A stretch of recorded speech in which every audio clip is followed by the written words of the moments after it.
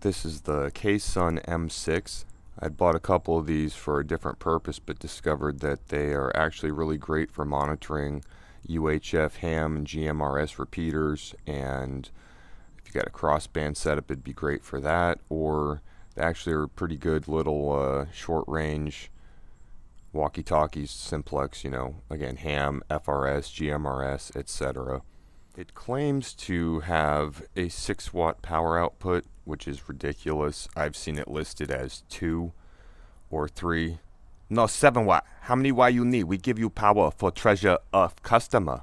It's also claimed to be 400 to 470 megahertz or 480. 22 memories, and as you see, maybe, I don't know if you can read it down there, it says there's a 4,000 milliamp hour battery, which I also find hard to believe considering this is the size of the thing. I mean, it's not huge. I'll start with the detractors in my review first. Is that one, it doesn't have an antenna jack, which is not that big of a deal, but I always like to have that. It is slightly deaf in comparison to, say, this radio right here, the WLN, I think it's KD1 or KC1 or something like that. This radio receives just as well as any of my other ones, such as this TID radio with the Nagoya, or however you say it, antenna. This one, the KSUN, it drops out occasionally in comparison when you move around, but it's almost as good, and considering that it's got a stubby antenna as well. And it also, if you compare, the whole thing is smaller. It's thicker, but definitely it's shorter. On the volume knob, it's got a nice click, but it turns really easily. And sometimes if it's on your belt or in your pocket, it'll be turned all the way down. You miss a call, it'll get turned all the way up. You'll blast your eardrums out, or if you got an earpiece in or whatever. So not a big fan of that. It does require programming software through the microphone headphone port there to change the pre-programmed frequencies it comes with. If you're going to put any repeaters in, you have to do a manual offset on the frequencies, which isn't that big of a deal. As far as the good, as much as I doubt it's a 4,000 milliamp hour battery, it does seem to receive or on standby at least for a couple days, so that's pretty awesome. It is, as aforementioned, compact. It comes with this little, let's see if you can see it there, port, or whatever you want to call it, receptacle for a D-clip, belt clip it comes with. It was pretty good, but it doesn't fit like an 1.5-inch nylon belt, so that's what I normally wear, and it didn't work for me. I like that the LED display is pretty easy to read. It looks like it's got some sort of flicker. You don't see that. It's the camera picking it up.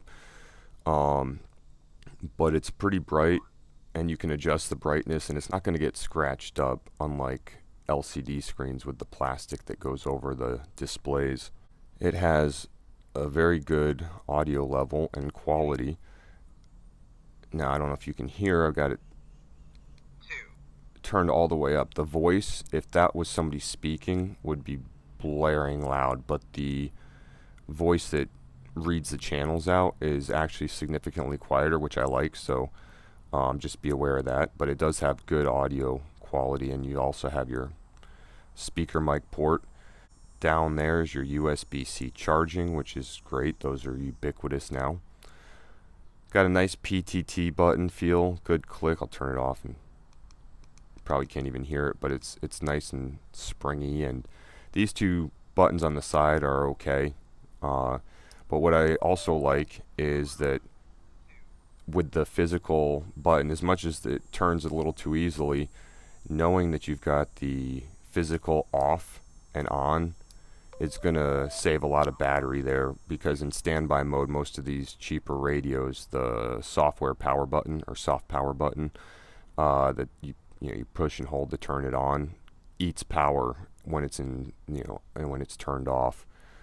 So this, you can put it in your bag or a drawer or whatever, and know that if it's fully charged and you turn it on a couple months later, it's probably going to still be pretty much fully charged, whereas some of the other ones will be stone dead. I also like that you can set a specific, a micro adjustment on the volume, unlike having to, segmented click, click, click. It just is incremental. I much prefer the analog control. It has a menu you can access. So long press and hold the top button. You long press and hold again. Then you can select. So we'll just demonstrate on. Long press and hold the top to get back out. And that's only halfway up. That's pretty loud. So we'll turn that off because it's annoying. Then we got our squelch level, power level, so you can adjust that on the radio as opposed to, like I said, somewhere once it's programmed in, then you're stuck with it, like say a Baofeng T1, I think it is, just as an example. This sets the time on how long the display is on. This sets the brightness. This is battery save as far as how often it pulls the receiver. Voice activation level, the keypad beep, which I have turned off. CTCSS, DCS tone, you can go in there and change things. This is the quote scrambler function, which is virtually useless because all the radios have it built in, so it's not that hard to decode. And the scan feature. And then you can see the battery level, and I believe that's the entirety of it. Yeah, so to get out of this menu, you long press and hold the bottom button, it double beeps, and you're out. It says it has 22 memories, but as you can see here, I have 35 loaded, and you can put up to 80, so that is a lot. You could have all kinds of ham stuff on there, all the GMRS, FRS channels, whatever. But you've got the ability to hold a good bit of memory, and as you can see, I only have 35, so it's probably more than I'll ever use. If you couple this with like a surveillance earpiece, it's a pretty handy way to just monitor and not be disturbing everybody around you or whatever. Like I said, I didn't much care for the belt clip that it had and also the volume knob issue, so I have created this clip that goes in there. Protects the volume knob. You can still adjust it with your thumb, turn it on and off.